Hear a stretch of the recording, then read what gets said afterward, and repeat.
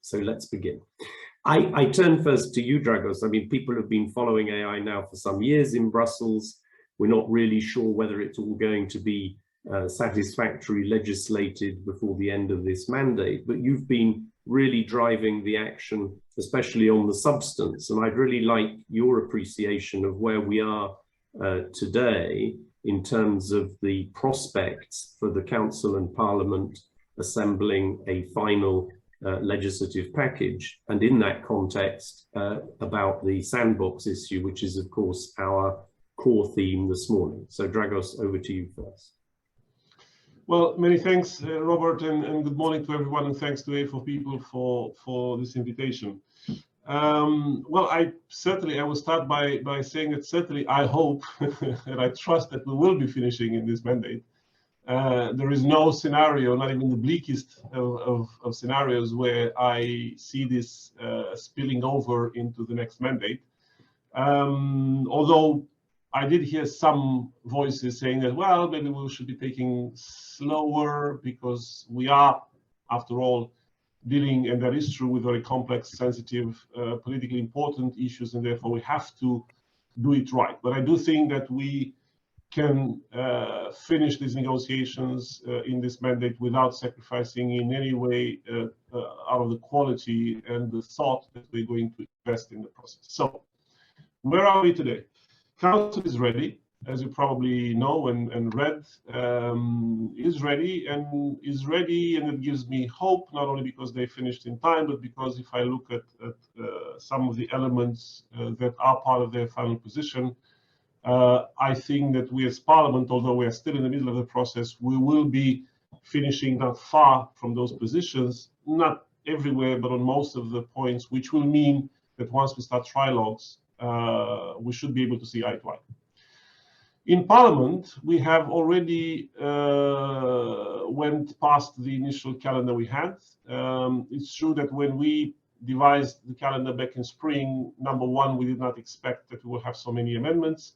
Number two, we already then had to extend, and we lost 2 weeks in the process because colleagues requested extra time to put in amendments. And then also some of the contributing committees have taken longer than planned to submit their contributions for the bigger debate. But it's no one's blame. It certainly is a very complex proposal. I don't need to explain that to anybody. And also the governance we have inside the Parliament is probably one of the most complexes that we've seen in some time, with 2 committees on equal footing, 2 rapporteurs, 2 shadows from each political groups, rapporteurs from the other committee. So all in all, when we have a political shadows meeting, it looks like a committee, which certainly doesn't make it simpler for the discussions. But we are plowing along. I'm based on the conversations and the agreements I have with my fellow rapporteur, we are now planning to have a vote in February, which means that we should be starting trilogues by March.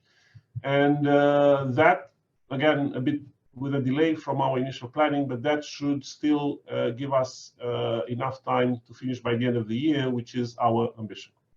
So that's pretty much where we stand in terms of what we have gone through already in Parliament, and this in a way links up to the second point that you've put forward for discussion, which is sandboxes.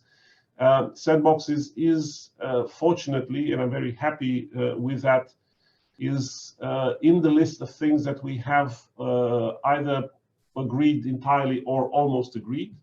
And there is a very healthy majority behind the drive to have sandboxes as a key enabler of innovation in this text, with a very clear enumeration of objectives for the sandboxes, also with a governance that would allow for lessons learned to be used, for best practices to be compiled and put there for the benefit of everyone, including for the benefit of a renewed and revamped governance structure that I'm hoping will stay much closer to the ground, will have the chance to get a reality check constantly, so that the work they will do, the decisions they will make, the adaptations to the legislation they will have to go through will be as adapted as possible to, again, to the reality of implementing or uptaking AI.